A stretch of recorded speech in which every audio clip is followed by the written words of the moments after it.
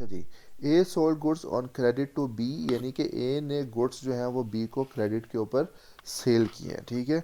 ए ने यानी कि बी को चीज़ें उधार बेची हैं। तो इसका मतलब ये है कि बी ने जो है वो पैसे किसको देने हैं, ए को देने हैं, ठीक है। तो ए के लिए अगर हम ए की बात करें, सपोज हम ए हैं, तो बी हमारे लिए क्या है, डेटर है, अकाउंट रिसीवेबल है। क्यों?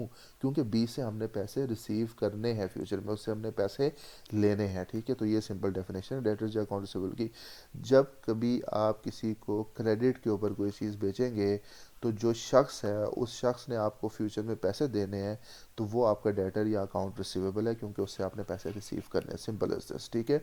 अच्छा, दूसरा आपके पास आ जाता है क्रेडिटर या अकाउंट पेबल। इसकी ऑपोजिट है। जब आप किसी से क्रेडिट पे कोई चीज़ खरीदते हैं, यहाँ पे ऊपर हम बेच रहे थे ना, तो बेच रहे थे तो आपने पैसे रिसीव करने हैं, ठीक है, तो वो डेटर या अकाउंट रिसीवेबल है। लेकिन जब आप किसी से कोई चीज़ उधार खरीदते हैं, तो अब आपने उसको पे करने हैं। आपने आपने क्या करना है, उसको फ्यूचर में पे करना है, ठीक है। तो इस सूरत में वो शख्स आपका डेटर नहीं है, वो आपका क्रेडिटर है या अकाउंट पेएबल है, बिकॉज यू हैव टू पे that particular person in future. आपने उसको पे करना है, तो वो आपका अकाउंट पेएबल या क्रेडिटर है। देखिए वही एग्जांपल उसको ऊपर वाले को देखते हैं। A purchase goods on credit from B. अब ए जो है वो गुड्स जो है वो परचेज कर रहा है क्रेडिट के ऊपर, सेल नहीं कर रहा, परचेज कर रहा है, खरीद रहा है। तो इसका मतलब है ए ने बी को फ्यूचर में पेमेंट करनी है, तो बी आपका पेबल है ना, इसको आपने पेमेंट करनी है। तो बी आपका क्रेडिटर है या अकाउंट पेबल है, अब वो रिसीवेबल नहीं है। और ऊपर वाले केस में वो आपका रिसीवेबल था, क्योंकि आपने उससे पैसे लेने थे। और नीचे वाले केस में वो आपका पेबल है, क्योंकि आपने उसको पैसे देने हैं, ठीक है। तो ये दोनों टर्मिनोलॉजीज आपको क्लियर होनी चाहिए कि अकाउंट रिसीवेबल क्या होता है और अकाउंट पेबल क्या होता है। अच्छा जी, अब आपने एक और चीज़ समझनी है। डेटर जो होता है ना, यानी जो अकाउंट रिसीवेबल है, जिससे आपने पैसे रिसीव करने हैं, जिसकी यहाँ पे हमने बात की है, वो आपका एसेट होता है। वो आपका एसेट क्या चीज़ होती है? एसेट वो चीज़ होती है जिससे फ्यूचर में आपको इकोनॉमिक बेनिफिट मिले, फ्यूचर में आपको फ़ायदा मिले, ठीक है। तो डेटर से आपने क्या रिसीव करना है? पैसे रिसीव करने हैं, तो इससे आपको फ़ायदा हो रहा है, इससे आपको बेनिफिट मिल रहा है, इकोनॉमिक बेनिफिट मिल रहा है ना, पैसे मिलेंगे आपको फ्यूचर में। तो डेटर क्या है? आपका एसेट है, ठीक है। क्योंकि फ्यूचर में इकोनॉमिक बेनिफिट एंटिटी को मिलेगा, there will be inflow to entity in future, economic benefit will inflow, यानी कि आपको इकोनॉमिक बेनिफिट मिल रहा है इससे। तो इसलिए डेटर या अकाउंट रिसीवेबल जो है वो आपका एसेट है, ठीक है। अब क्रेडिटर इसके ऑपोजिट है। अब क्रेडिटर वो शख्स है जिसको आपने फ्यूचर में पे करना है, तो इकोनॉमिक बेनिफिट जो है वो आउटफ्लो होगा आपसे, बाहर जाएगा, ठीक है। तो क्रेडिटर क्या है? लाइबिलिटी है। एसेट क्या होता है? कोई भी ऐसी चीज़ जिससे आपको फ्यूचर इकोनॉमिक बेनिफिट मिल रहा हो, ठीक है, और उसको आप मेजर कर सकें। लाइबिलिटी क्या होती है? कोई भी ऐसी चीज़ जिसमें आपको फ्यूचर इकोनॉमिक बेनिफिट जो है वो आउटफ्लो हो रहा हो, देना हो, पे करना हो किसी को, ठीक है। तो वो क्या हो जाती है? आपकी लाइबिलिटी हो जाती है। तो इसमें बड़ा सिंपल है, डेटर से आपने रिसीव करना है फ्यूचर में कैश, वो आपका जो है वो इकोनॉमिक बेनिफिट जो है वो आपको मिलेगा उससे, तो वो आपका एसेट बन जाएगा। क्रेडिटर जो है उसको आपने पे करना है, आपका इकोनॉमिक बेनिफिट जा रहा है, ठीक है, तो वो आपकी क्या हो जाएगी? लाइबिलिटी हो जाएगी, ठीक है, क्योंकि इसमें आपने कैश फ्यूचर में उसको पे करना है, ठीक है। तो ये आपके पास आ गया। ये टर्मिनोलॉजीज अगर आपको क्लियर होंगी और कॉन्सेप्ट्स आपको क्लियर होंगे, तो किसी भी चीज़ को समझने में आपको मसला नहीं होगा। इसलिए इन चीज़ों को अच्छी तरह से समझ लें। जो चीज़ समझ नहीं तो उसको रिपीट करें, दोबारा से वीडियो देखें, उसको समझने की कोशिश करें। और कोई क्वेश्चंस अगर आते हैं तो वो कमेंट्स में जो है वो आप क्वेश्चंस जो है वो मुझसे पूछ सकते हैं, ठीक है।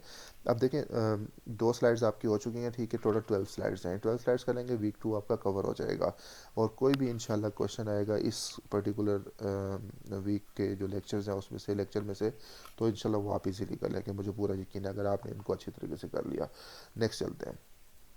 अच्छा जी, अब हमारे पास एक प्रैक्टिस क्वेश्चन आपके टीचर ने जो है वो दिया हुआ है। उस प्रैक्टिस क्वेश्चन को देख लेते हैं, ठीक है। Identify which of the following is a cash और credit transaction, also identify the personal account as debtor और creditor from the following transaction. अच्छा जी, अब इस क्वेश्चन में कह रहे हैं कि आप पहले तो ये आइडेंटिफाई करें, इस चीज़ की निशानदेही करें कि ये कैश ट्रांजैक्शन है या क्रेडिट ट्रांजैक्शन है। पहला काम आपने ये करना है, ठीक है। दूसरा आपने क्या करना है? दूसरा आपने ये करना है कि आपने ये बताना है कि ये डेटर है या क्रेडिटर है, ठीक है। अच्छा, ये पर्सनल अकाउंट क्या होता है, ये आगे जाके जब हम करेंगे तो उसमें मैं आपको पर्सनल अकाउंट के बारे में बताऊंगा।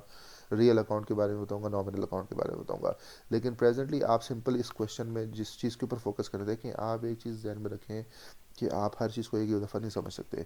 तो आपने सिर्फ उस चीज़ के ऊपर फोकस करना है, उस पर्टिकुलर चीज़ के ऊपर जो उसमें बताई गई है जिसको समझने की ज़रूरत है, ताकि फिर आगे जाके जो जब दूसरी चीज़ें आएंगी तो वो आहिस्ता आहिस्ता करके आप सारा कुछ समझ जाएंगे। तो अभी आपने ये फोकस करना है कि ये जो भी इसने ट्रांजेक्शन्स आपको दी हुई हैं, इन ट्रांजेक्शन्स में कैश ट्रांजेक्शन है या क्रेडिट ट्रांजेक्शन है, पहली चीज़ ये आपने देखनी है। दूसरा ये है कि डेटर इन्वॉल्व है या क्रेडिटर इन्वॉल्व है, ये आपने देखना है। दैट्स इट, ठीक है। अच्छा जी, पहली ट्रांजेक्शन देख लेते हैं। Purchase goods from Hanan on credit. वो कह रहा है कि आपने गुड्स परचेज किए हनान से क्रेडिट के ऊपर, ठीक है।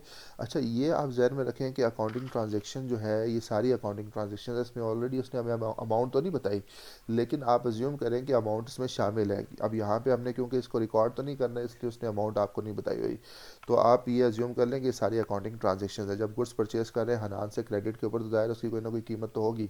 तो यहाँ पे क्योंकि उसकी ज़रूरत नहीं थी, इस वजह से उसने आपको बताई नहीं कि कितनी कीमत है। तो यहाँ पे सिर्फ आपने ये बताना है कि ये कैश ट्रांजैक्शन है या क्रेडिट ट्रांजैक्शन है। अब बहुत सिंपल है, देखें, purchase goods from Hanan on credit. तो इसमें तो सिंपल लिखा हुआ है कि आपने क्रेडिट के ऊपर परचेज़ किया है। तो जब आपने परचेज़ क्रेडिट के ऊपर किया है तो ये फिर क्रेडिट ट्रांजैक्शन हुई। पहली चीज़ तो ये होगी। दूसरा हमने ये बताना है कि ये हनान जो है वो क्या है, हमारा डेटर है या हमारा क्रेडिटर है। बड़ा सिंपल है। हनान से आप ख़रीद रहे हैं या उसको बेच रहे हैं? उससे आप ख़रीद रहे हैं। आप उससे ख़रीद रहे हैं तो उसको पे करना है या उससे रिसीव करना है? उसको पे करना है। तो फिर इसका मतलब ये हुआ कि आपका अकाउंट पेएबल है या क्रेडिटर है, क्योंकि आपने इसको पे करना है फ्यूचर में। Simple is this. तो इसमें दो चीज़ें हैं कि ये क्रेडिट ट्रांजेक्शन है, नंबर टू ये क्या है कि हनान क्या है, क्रेडिटर है या अकाउंट पेएबल है। That's it. अच्छा जी, आगे चलें।